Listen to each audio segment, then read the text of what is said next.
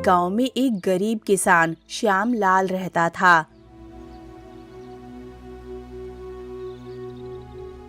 श्याम लाल को हर बरसात में अपने कच्चे घर के गिर जाने का डर सताता था। उस पार बारिश आने वाली है। मेरा दिल घबरा रहा है। मुझे बहुत डर लग रहा है। कहीं इस बार भी हमारा घर गिर गया तो हम क्या करेंगे? हमारे घर की छत घास की है और इसकी दीवारें कच्ची मिट्टी की बनी है। कहीं इस बरसात में कुछ अनर्थ ना हो जाए। डर तो मुझे भी लग रहा है। पिताजी, लेकिन हम कर भी क्या सकते हैं? मैंने सरपंच जी से बात तो की थी। उन्होंने मुझे आश्वासन दिलाया था कि वह मेरे घर पर लोहे की चादर डलवा देंगे और छत पक्की हो जाएगी। लेकिन पूरा 1 साल होने को आया, वो काम तो अब तक नहीं हुआ। वो सरपंच बस राजनीति करता है, गरीबों की मदद नहीं। हमारी मदद तो भगवान भी नहीं कर रहा है। जैसे ही बारिश का मौसम बनता है, मुझे डर लगने लगता है।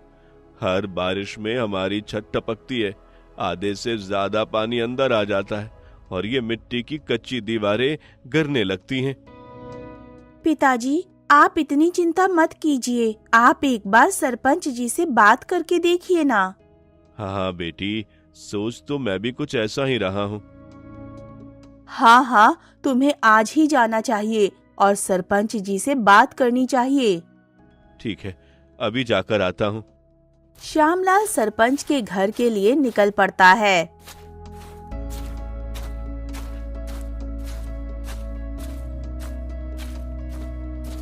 सरपंच जी, इस फरियादी की फरियाद सुन लीजिए। अरे आओ आओ श्यामलाल, आज मेरे घर का रास्ता कैसे भूल गए? बताओ क्या समस्या है? सरपंच जी, 1 साल पहले आपने मुझे वादा किया था मेरे घर की छत लोहे की चद्दर से पक्का कर देंगे, फिर पानी नहीं टपकेगा। लेकिन बारिश अब शुरू होने वाली है और अभी तक मेरी छत कच्ची है। मेरा घर गिर जाएगा, मैं कहाँ रहूंगा? अरे हाँ श्यामलाल, तेरी बातों से मुझे याद आया। तूने मुझे ये कहा तो था, लेकिन देख श्यामलाल, गलती तेरी है। मैं किस किस की समस्या याद रखूंगा? हाँ, अब इतनी सारी चीजों में तेरी बात मैं भूल गया। तूने मुझे याद ही नहीं कराया। लेकिन सरपंच जी, समस्या का निवारण करना तो आपका काम है। मैं बार बार आपको कैसे कह सकता था? लेकिन याद दिलाना तो जरूरी है ना। अगर तू मुझे याद दिलाता तो अब तक तो तेरी छत बन चुकी होती। लेकिन मैं कुछ करता हूँ और फिर तुझे बताता हूँ। ठीक है सरपंच जी, आप कहते हैं तो मैं मान लेता हूँ। जितनी जल्दी काम हो जाए उतना ही अच्छा। हाँ श्यामलाल, तुम चिंता मत करो। हाँ, गांव वालों का समस्या का समाधान करना ही तो मेरा परम कर्तव्य है, वरना मेरा इसमें क्या ही फायदा। तो ठीक है सरपंच जी, चलता हूँ। आप मुझे निर्णय करके बताइए आगे क्या करना है। हाँ, तू बेफिक्र होके चला जा। मैं तेरे घर तुझे बताने आऊंगा। ठीक है सरपंच जी। श्यामलाल सरपंच के घर से चला जाता है।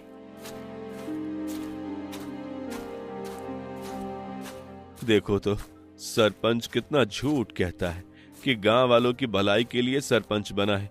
मैंने तो इसे किसी का भला करते नहीं देखा। उल्टा ये हमेशा गांव वालों को लूटता ही है। क्या बड़बड़ाते हुए जा रहे हो श्यामलाल? मुझे बताओ क्या समस्या है? अरे जमींदार जी, बस समस्या ही समस्या है। एक तो मेरे घर की घास फूस वाली छत ने मुझे परेशान कर रखा है और उसके गिरने का डर है मुझे। तूने सरपंच जी को नहीं कहा क्या? हाँ, कहा तो है। उन्होंने कहा वो निर्णय करके बताएंगे। हाँ, सरपंच जी तो भले आदमी हैं, वो तेरा काम जरूर करेंगे। उम्मीद तो मुझे भी यही है। एक छत मिल जाए उतना ही काफी है और मुझे कुछ नहीं चाहिए। अरे तू फिक्र मत कर, तेरी छत बन जाएगी। ठीक है जमींदार जी, चलता हूँ। ठीक है, मैं भी अपने काम से कहीं जा रहा था, फिर मिलते हैं। श्यामलाल अपने घर की तरफ चल देता है और जमींदार सरपंच के घर पर पहुंच जाता है। अरे सरपंच जी, मैं क्या सुन रहा हूँ?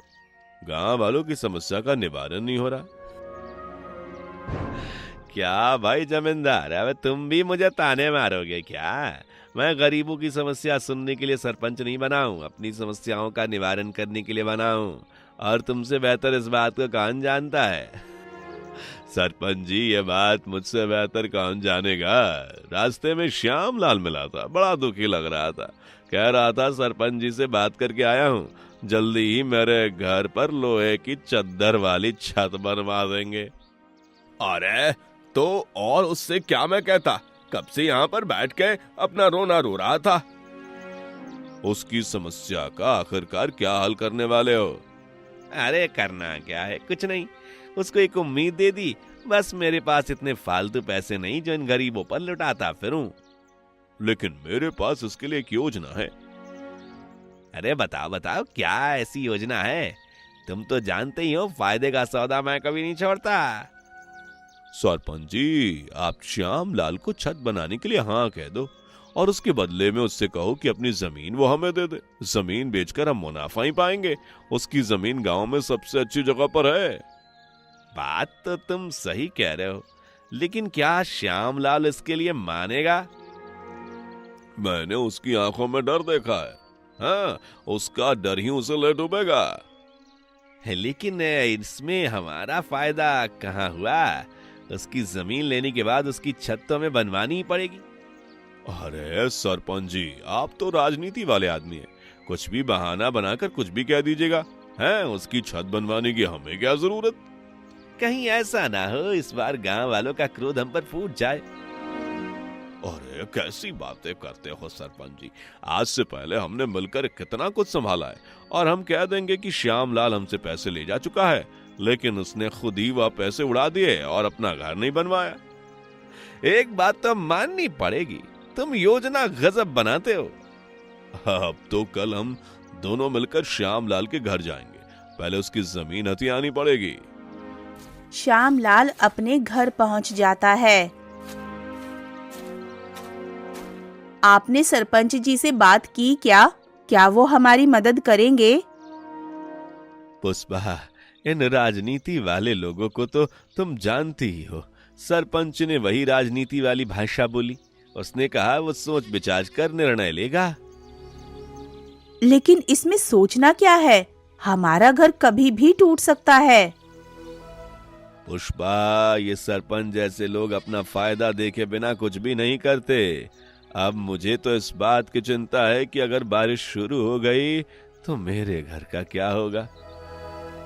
पिताजी, चिंता मत करिए, भगवान कुछ न कुछ अच्छा ही कर देंगे।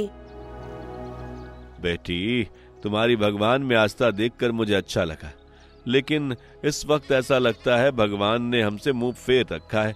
मुझे कोई रास्ता नजर नहीं आ रहा और सरपंच ने भी कोई सीधा उत्तर नहीं दिया है। आप चिंता मत करिए, कुछ ना कुछ हो ही जाएगा। अरे श्यामलाल, अरे क्या बातचीत चल रही है और तुम्हारे चेहरे पर 12 क्यों बजे हैं? अरे क्या बताऊं हरिया, मेरी किस्मत ही फूटी है। घर पर एक पक्की छत भी नहीं बना पाया। अरे तुम इतने उदास क्यों होते हो श्यामलाल? सब ठीक हो जाएगा। हर चीज का एक सही समय होता है और वो अपने सही समय पर ही होता है। तुम इतनी चिंता मत करो, हम सब गांव वाले तुम्हारे साथ हैं। हाँ हाँ हरिया, ये बात तो मैं जानता हूँ, लेकिन बेचारे गांव वाले भी क्या करें। सभी गांव वाले गरीब ही हैं। बस धीरे धीरे करके लोगों ने ये अपने घर मजबूत कर लिए, लेकिन मैं वो भी नहीं कर पाया। अरे तुम फिक्र मत करो, क्या तुमने सरपंच जी से बात की? हाँ हाँ हरिया, सरपंच जी से बात की। उन्होंने कहा सोच कर बताएंगे। अरे सरपंच जी के तो क्या ही कहने, वो तो बस पूरे गांव को लूटता फिरता है। अपने लिए पक्के महल तैयार कर लिए, गांव वालों की जमीन बेच बेच कर। हैं, गांव का जमींदार और सरपंच मिलकर ये सब काम करते हैं, इसलिए दोनों माला माल हो गए। बात तो तुम सही कह रहे हो हरिया, लेकिन इन लोगों के खिलाफ बोलने की हिम्मत किसी में नहीं है। हम कुछ भी नहीं कर सकते। अब सबके पास थोड़ी थोड़ी जमीन बची है। ऐसा लगता है धीरे धीरे करके ये दोनों भी हथिया लेंगे। अब मेरी छत बनवाने के लिए भी ना जाने मुझसे क्या मांग करेंगे। फिक्र मत करो, हम गरीबों से वो क्या ही मांग लेंगे। नहीं नहीं, ये पुष्पा भाभी, इन लोगों को नहीं जानती आप, वो बहुत लालची हैं। अपना फायदा देखे बिना वो किसी का भला नहीं करते। हाँ हरिया, तुम बिल्कुल सही कह रहे हो। अब तो मुझे भी इस बात का डर सताने लगा है कि आखिरकार वो मुझसे क्या मांगने वाले हैं। जब भी होगा देखा जाएगा श्यामलाल, तो चिंता मत करना, अब मैं चलता हूँ। हाँ हाँ हरिया, ठीक है। बातों ही बातों में रात हो जाती है।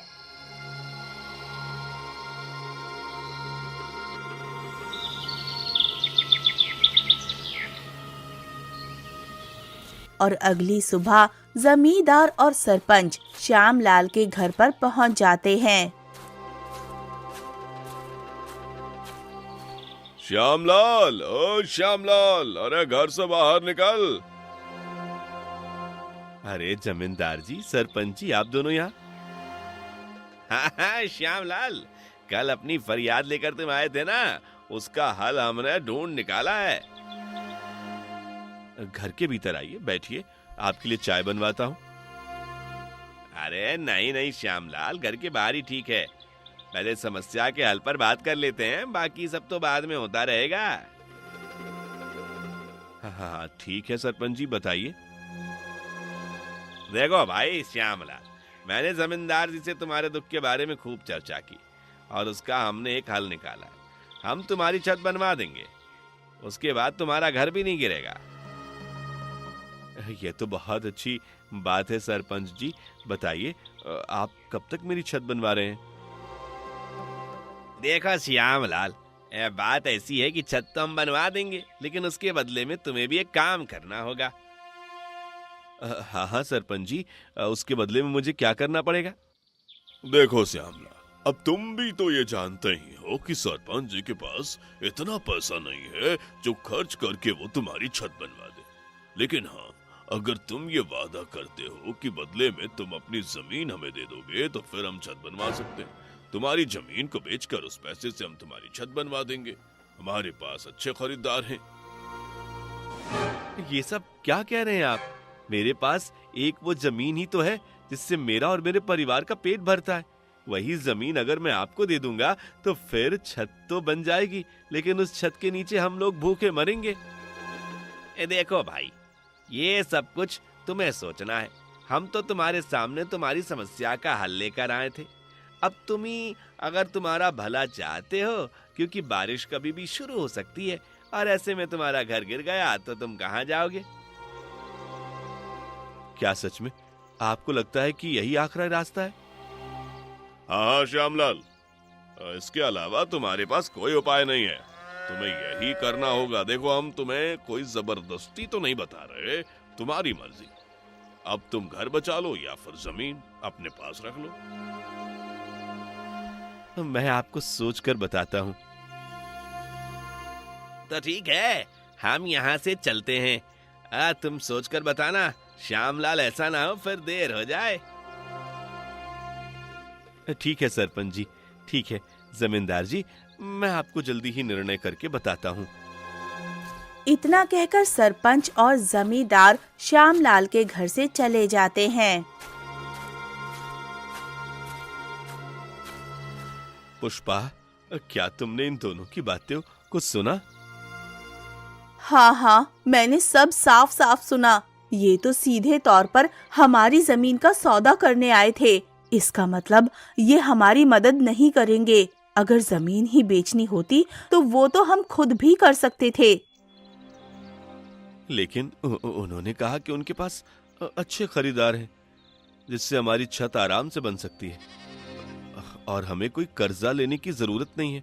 अब मैं उलझन में हूँ, आखिरकार मैं क्या करूँ? आप थोड़ा दिमाग लगाओ और एक बार और सोचो। हमारे खराब हालात का फायदा जमींदार और सरपंच उठा रहे हैं। वो हमारी जमीन हमसे हथियाना चाहते हैं। जमीन बेचकर अगर हमने छत बनवा भी ली तो उसके बाद हम खाएंगे क्या? तुम ठीक कह रही हो पुष्पा। लेकिन फिर भी निर्णय नहीं ले पा रहा हूँ। आखिर मैं करूँ तो क्या? तभी बारिश शुरू हो जाती है।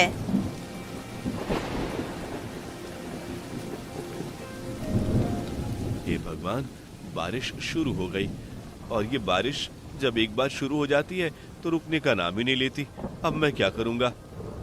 आप इतना घबराओ मत, ये तो बरसात की पहली ही बारिश है।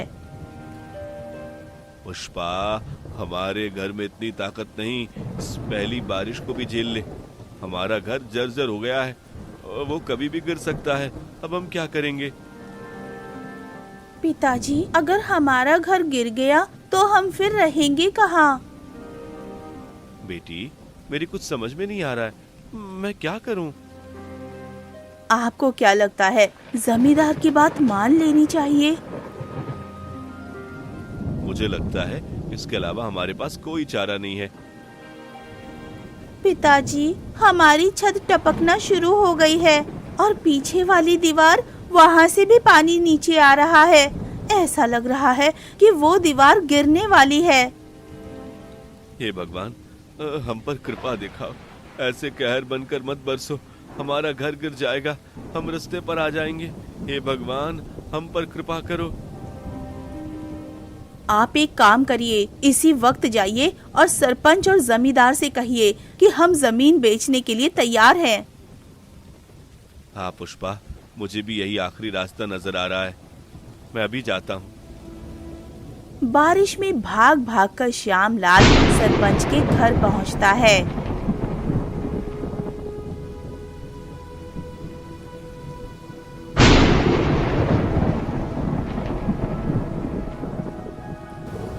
अरे सरपंच जी, जमींदार जी, अच्छा हुआ आप दोनों यहीं मिल गए।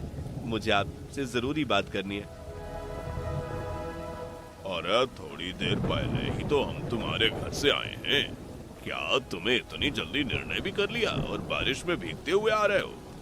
तुम कल भी आ सकते थे या बारिश बंद होने का इंतजार कर लेते। नहीं नहीं जमींदार जी, मैं ऐसा नहीं कर सकता था। मेरे घर की छत टपकने लगी है।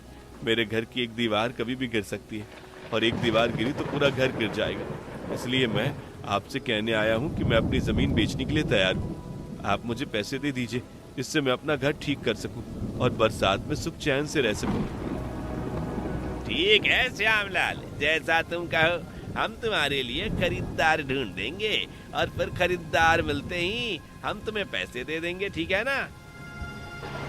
आपका खरीदार कितनी जल्दी मिल जाएगा?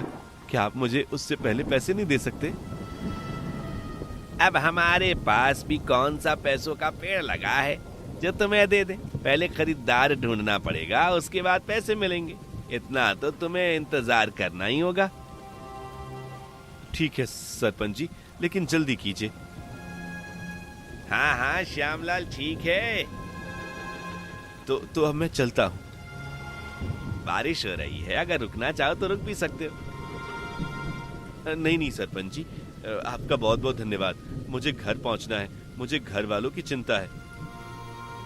ठीक है भाई, ये तुम्हारी मर्जी। श्यामलाल सरपंच के घर से निकल जाता है।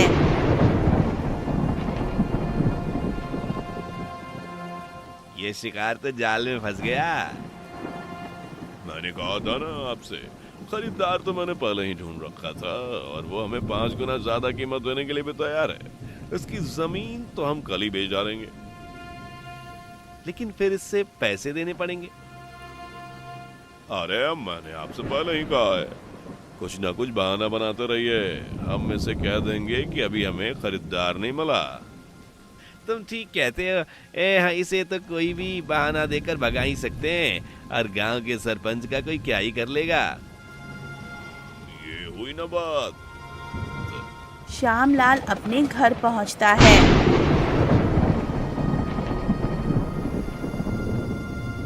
पुष्पा, मीरा, तुम तो ठीक हो ना?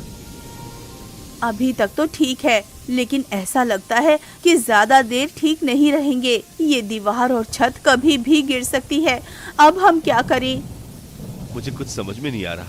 ये बारिश रुकने का नाम नहीं ले रही और अगर इसी तरह बारिश होती रही तो हमारा घर गिरने से कोई नहीं बचा पाएगा।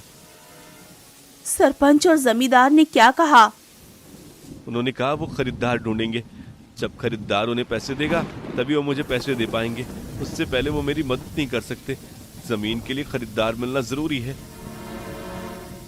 मुझे दाल में कुछ काला लगता है। कहीं ये दोनों मिलकर हमें फंसा तो नहीं रहे। अब तो भगवान ही जाने पुष्पा कि क्या हो रहा है। मेरी समझ में तो कुछ भी नहीं आ रहा। मैं बस बारिश रुकने का इंतजार कर रहा हूँ। पिताजी देखिए, ये दीवार थोड़ी सी गिर रही है।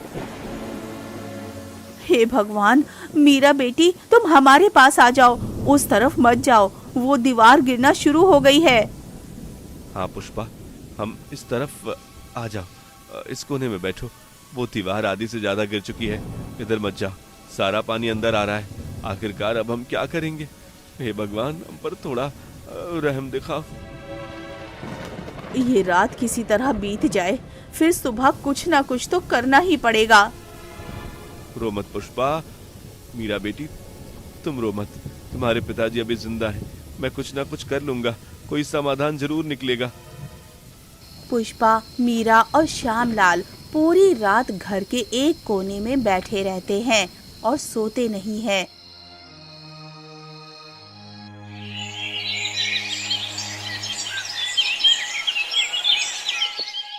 सुबह होते ही हरिया वहां पर आ जाता है। अरे हाँ श्यामलाल, तुम्हारे घर तो आधी दीवार गिर गई हैं। आखिरकार तुमने यहाँ रात कैसे काटी? अरे हे भगवान, जल्दी इस घर से बाहर निकलो, नहीं तो सब इसके नीचे दब जाओगे। हरिया, हम तो पूरी रात नहीं सो पाए। अब बस इस घर की दीवारों और छत को ही देखते रहे।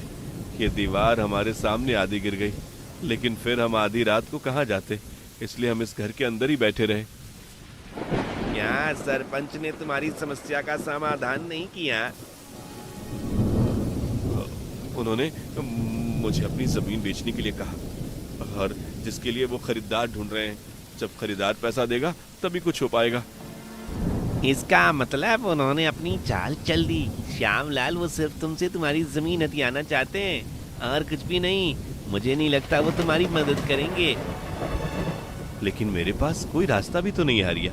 आखिर मैं करूं तो क्या? एक बार फिर से उन दोनों से मिलकर देखो, क्या पता उन्हें कोई उपाय निकाला हो। मैं भी तुम्हारे साथ चलता हूँ। ठीक है भाई, तुम भी चलो। भाभी और मीरा, आप तक मेरे घर में रुकिए। इस घर के छत को कभी भी गिरने की आशंका है। यहाँ रुकना खतरे से खाली नहीं। ठीक है भैया, हम आपके घर जाते हैं। चलो हरिया, जल्दी चलो, बारिश भी थोड़ी रुक गई है। श्यामलाल और हरिया सरपंच के घर पहुंचते हैं। सरपंच जी, श्यामलाल बहुत मुसीबत में है। ये मेरी आपसे हाथ जोड़कर विनती है, इसकी मदद कीजिए। अरे हरिया, श्यामलाल के बारे में मैं जानता हूँ और इस पर आई विपत्ति का मुझे अंदाजा है, लेकिन इसने हमारे पास अपनी जमीन बेची है। अब जब तक खरीदार नहीं मिलता तब तक हम कुछ नहीं कर सकते। श्यामलाल का घर गिरने लगा है। सरपंच जी, जल्दी से कुछ नहीं किया तो श्यामलाल बेघर हो जाएगा। अरे तुम चिंता मत करो श्यामलाल, तुम घर जाओ, हम कुछ करते हैं। ठीक है सरपंच जी, जैसा आप कहें। खरीदार मिलते ही तुम्हारे घर पर खुद आऊंगा, तुम्हें आने की जरूरत नहीं। ठीक है सरपंच जी, अब हम चलते हैं। हरिया और श्यामलाल सरपंच के घर से चले जाते हैं और जमींदार सरपंच के घर पहुंचता है।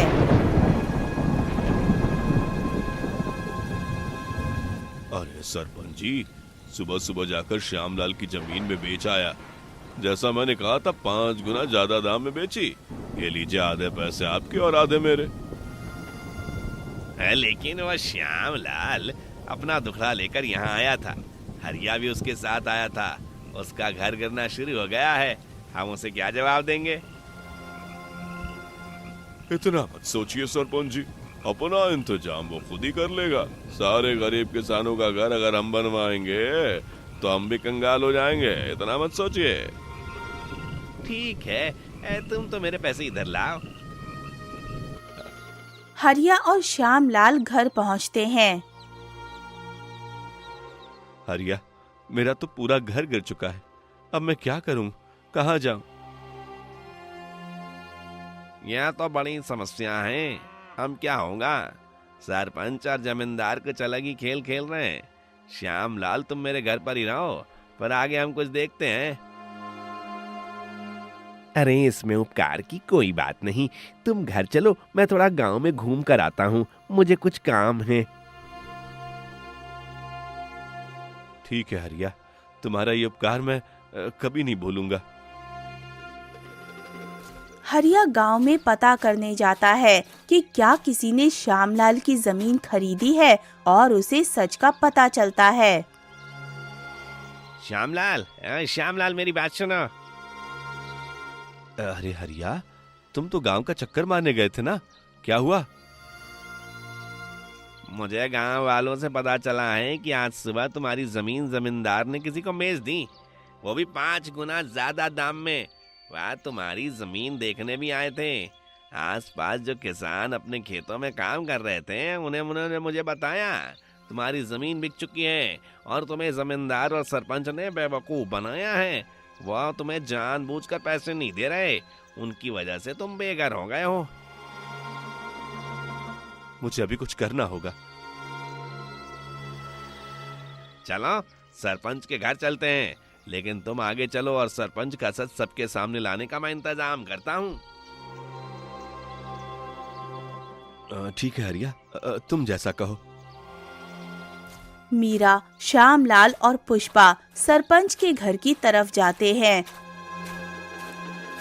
और हरिया पीछे से पूरे गांव को इकट्ठा करके ले आता है।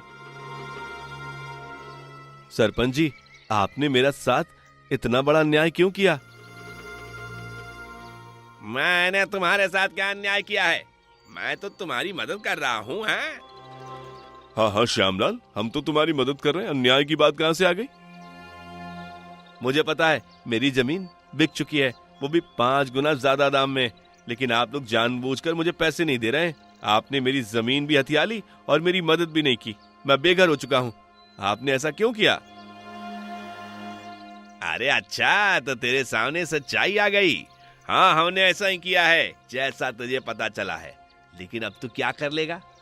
तू हमारा क्या बिगाड़ लेगा? हाँ, मैं जाकर गांव वालों को सब सच बता दूंगा। मैं कह दूंगा कि आपने मुझसे मेरी जमीन हथियाई है और मुझे बेघर होने पर मजबूर कर दिया है। आपका सारा षड्यंत्र मैं गांव वालों के सामने रख दूंगा। तुझे लगता है तू कहेगा और गांव वाले मान लेंगे? मैं इस गांव का सरपंच हूँ। हाँ, गांव वाले सिर्फ मेरी बात मानेंगे और मैं उन्हें बता दूंगा कि हम तुझे पैसे दे चुके हैं और तूने पैसे उड़ा दिए और अपना घर नहीं बनवाया, इसलिए तू बेघर हो गया है। हाँ, सब तेरी गलती है। हमारी पोल खोलने चला है। हम तेरी टांगे तोड़ देंगे, तेरी जुबान काट देंगे, फिर लंगड़ा लूला होकर गांव में भीख मांगेगा। हमसे मत उलझ और यहाँ से चला जा। तुम पापी नीच इंसान हो, कैसी बातें कर रहे हो? हमसे बदतमीजी मत कर और निकल जा पुष्पा यहाँ से। अपने पति और बेटी को भी ले जा, नहीं तो अंजाम अच्छा नहीं होगा। तो आखिरकार तुम दोनों का असली रूप सामने आ ही गया। प्यार मोहब्बत का जो तुम नाटक करते हो और गांव वालों की मदद करने का जो नाटक करते हो, उसकी पोल खुली गई। हरिया, तुम यहाँ क्या कर रहे हो? ये सारा गांव वाले यहाँ पर क्या कर रहे हैं? ये तुम्हारा असली चेहरा देखने आए हैं और तुम्हें सबक सिखाने भी। गांव वालों, इन्हें खूब मारो और इनके पास जो पैसे हैं वो श्यामलाल के हैं, उन्हें श्यामलाल को दे दो। गांव वाले सरपंच और जमींदार को खूब पीटते हैं। तुम्हारा बहुत बहुत धन्यवाद हरिया। तुम्हारी वजह से आज गांव वालों के सामने सच्चाई आई और तुमने मुझे बचा लिया। लेकिन अब मेरे घर का क्या होगा? हाँ, वो सब भी मैंने सोच रखा है। तुम चिंता मत करो, खुश हो जाओ। हरिया भैया, आपका बहुत बहुत धन्यवाद। हरिया श्यामलाल की जमीन के खरीदार को पैसे वापस कर देता है और जमीन वापस ले लेता है। सारा गांव चंदा इकट्ठा करता है और श्यामलाल के लिए लोहे की चद्दर की छत वाला घर बनवा देते हैं। इस तरह गांव वाले मिलजुल कर रहते हैं और जमींदार और सरपंच को गांव से बाहर निकाल देते हैं। हरिया की ईमानदारी को देखते हुए गांव वाले उसे गांव का नया सरपंच बना देते हैं। इस तरह सरपंच और जमींदार को मिलता है अपने बुरे कर्मों का फल और हरिया को मिलता है अपने अच्छे कर्मों का फल। कहानी पसंद आई हो तो कहानी को लाइक कीजिए, शेयर कीजिए, कमेंट कीजिए और चैनल को कर दीजिए सब्सक्राइब।